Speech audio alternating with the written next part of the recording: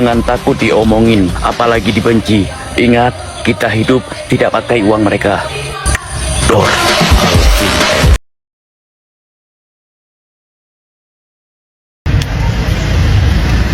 Kalau kalian people pleaser, ayo nonton ini.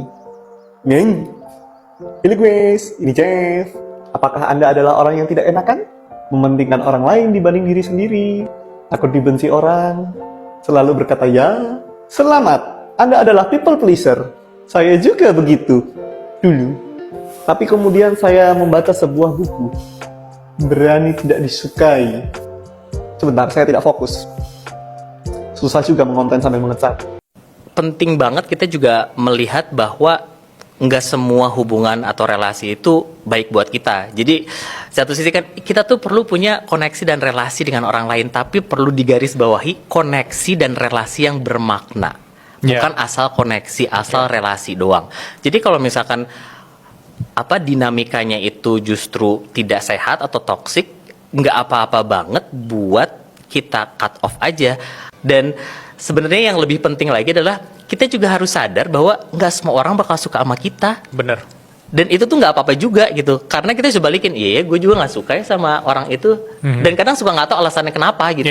Dan nggak ada kayak ih dia ngapain. Tapi ya udah kayak nggak suka aja. Buat kalian yang people pleaser, yang selalu mengedepankan orang lain daripada kalian diri sendiri, selalu berusaha untuk membahagiakan orang-orang di sekitar lo, sampai-sampai lupa apa ya yang membuat diri lo bahagia.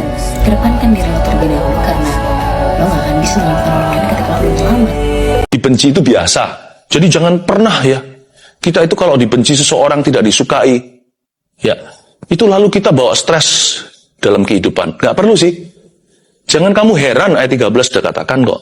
Dunia ini penuh benci. Jadi please don't be surprised, don't be stressed. Jangan terkejut, jangan stres juga, jangan depresi. Dibenci itu biasa. Being hated is ordinary. Mengasihi itu yang extraordinary atau luar biasa. Fokuskan hidupmu pada kasih. Kalau hidup kita difokuskan pada kasih, dibenci orang pun kita nggak akan kerasa. Sungguh. Kalau kita mulai merasa, tingkatkan kasih di dalam tank atau di dalam tabungan hati Anda. Karena kasih melenyapkan banyak ketakutan. Kasih menutupi banyak kesalahan. Kalau kita dibenci karena kesalahan kita, ya janganlah kita defensif atau membela diri.